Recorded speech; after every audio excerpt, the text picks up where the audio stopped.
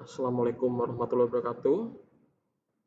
Perkenalkan, nama saya Singgi Yuda Prastia dengan nomor induk mahasiswa 2310 120 569. Di sini saya ingin mempresentasikan review jurnal pada mata kuliah pengolahan citra digital dari dosen pembimbingnya atau dari dosen pengajarnya itu adalah Dr. Arya Adiaksa Waskita. Nah, di sini sebagai tugas ujian akhir semester, saya mempresentasikan jurnal yang sudah dibuat sebelumnya dan memang dipresentasikan masing-masing mahasiswa. Nah, kebetulan saya dapat untuk digital image watermarking using deep learning survey. Ini dari Elsevier Computer Science Review. Berikut jurnal penelitiannya. Ini terkait watermarking. Ya, watermarking. Lalu ini medium yang sudah saya bikin terkait digital image watermarking using deep learning survey. Autornya dari Khalid M. Husni, Amal Mahdi, Osama El-Komi, Hana M. Hamzah. Pada tahun 2024, published in Computer Science Review, doi-nya ini, reviewnya dari saya, academic advisor-nya Bapak Dr. Arya Adiaksa Waskita, SSG. Berikut literatur reviewnya, literatur analisisnya, key finding-nya, ada GAN, DNN, CNN, itu juga sudah ada di dalam jurnal penelitian ini, metodologinya, lalu research gap-nya, future research recommendation-nya, dan contribution-nya, lalu terakhirnya di conclusion dan limitation. Berikut saya paparkan ke dalam slide-nya. Ya. Introduction terkait digital image watermarking. Digital image watermarking ini telah mendapat lebih banyak perhatian akhir-akhir ini karena peningkatan sengketa hak cipta. Proses menyembunyikan watermark dalam gambar untuk melindungi hak ciptanya dikenal sebagai digital image watermarking.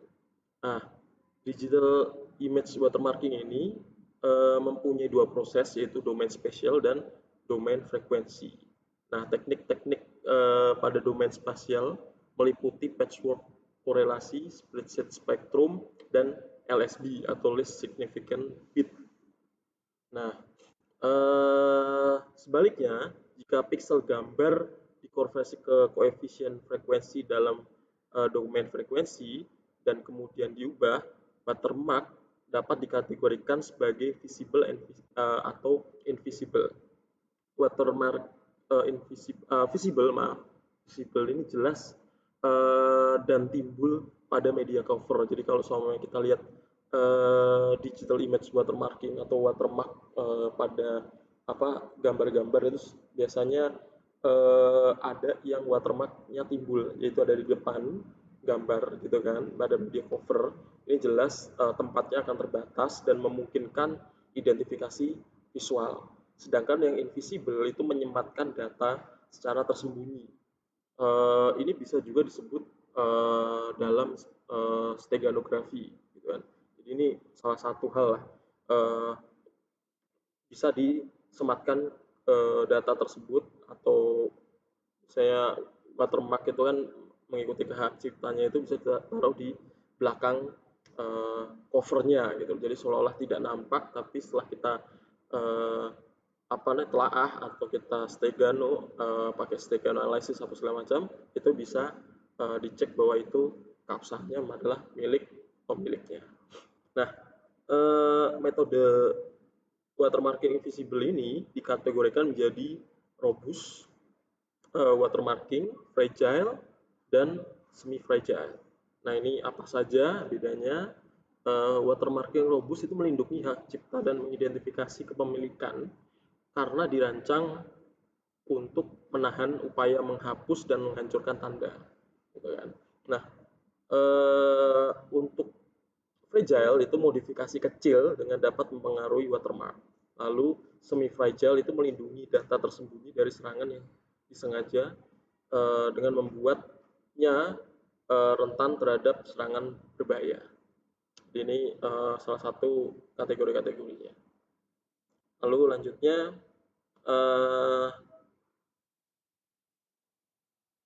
nah ini deep learningnya. Jadi deep learning pada image watermarking itu apa saja? Ini ada teknologi dan neural network benefit, deep learning model, dan implementation platform. Nah, di sini tuh deep learning diekstrak ke dalam image gitu kan, menggunakan neural network gitu kan.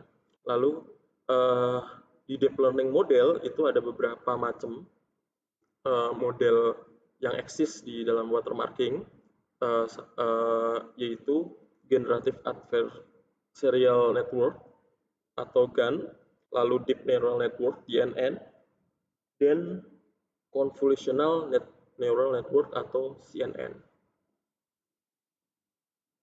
Lalu pada prakteknya biasanya untuk digital image watermarking ini itu bisa digunakan untuk digital forensic, lalu military, e-voting, remote education, copyright protection salah satunya untuk ini, broadcast monitoring, smart heart clear, dan tamper detection. Ini kesemuanya ini sebenarnya sudah dijelaskan di dalam jurnalnya yang ada. Nah, ini kita masuk ke GAN atau Generative Adversarial Network.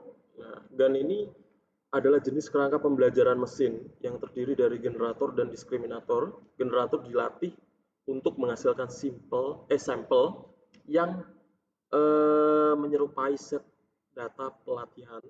Lalu sementara diskriminator mengkategorikan input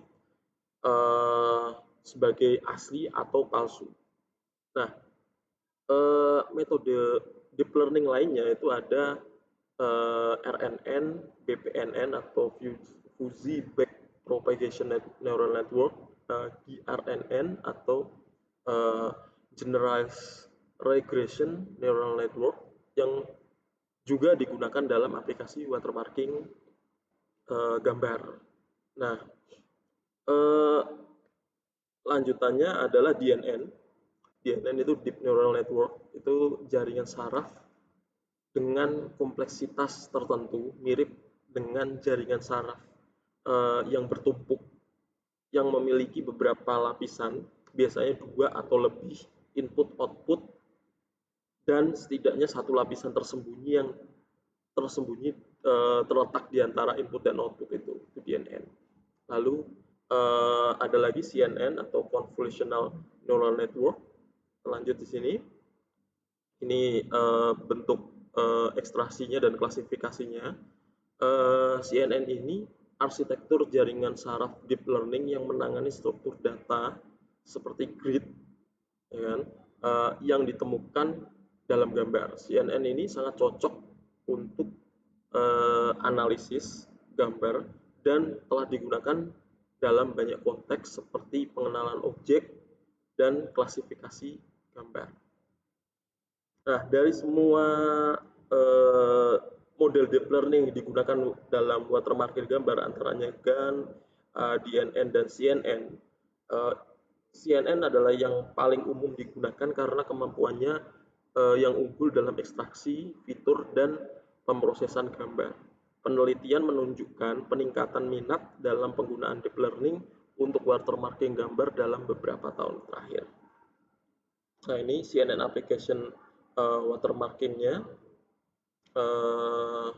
Mulai dari zero watermarking, embedding technique, recovery method, dan security enhancement. Nah, ini discussion and future direction, advantage deep learning in watermarking, dan limitation and challenge.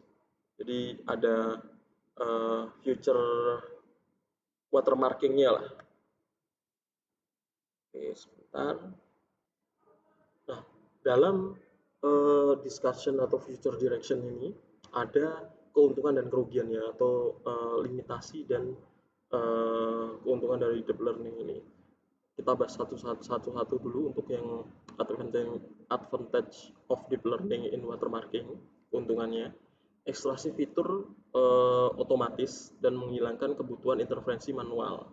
Lalu yang kedua, secara dinamis mengekstrak fitur tingkat tinggi dan rendah dari dataset yang besar. Lalu yang ketiga, dapat memproses data terstruktur dan tidak terstruktur.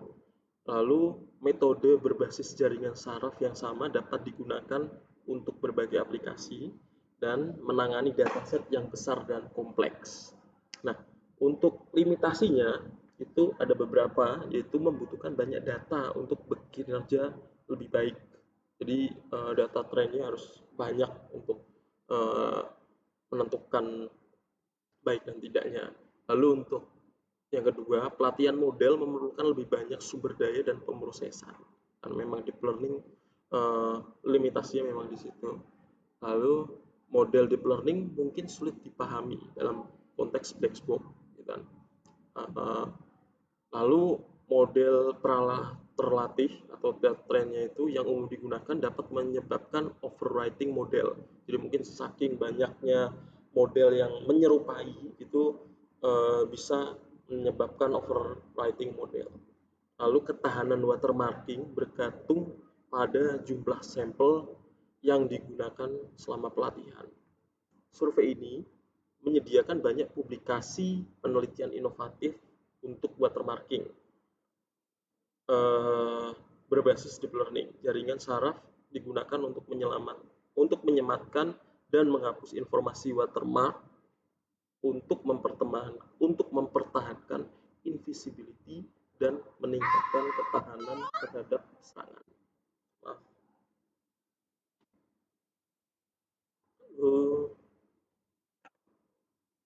Lanjut untuk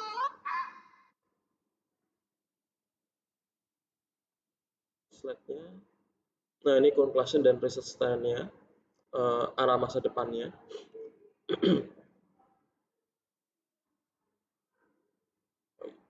Oke, arah masa depannya, maksudnya dari kesimpulannya, model watermarking ini secara deep dapat dibahas dalam tinjauan yang tangguh dan efektif untuk watermarking gambar dan dapat diterapkan pada berbagai jenis media karena topik penelitian yang baru. Lalu melindungi model mesin learning sebagai kekayaan intelektual juga merupakan topik penelitian yang signifikan untuk watermarking digital. Nah, dan yang ketiga adalah dibandingkan dengan metode yang berbasis domain spesial, teknik watermarking berbasis domain frekuensi menunjukkan daya tahan yang lebih tinggi. Kita dapat menggabungkan beberapa domain frekuensi ke dalam teknik watermarking untuk meningkatkan keamanan. Nah, untuk kesimpulannya, watermarking gambar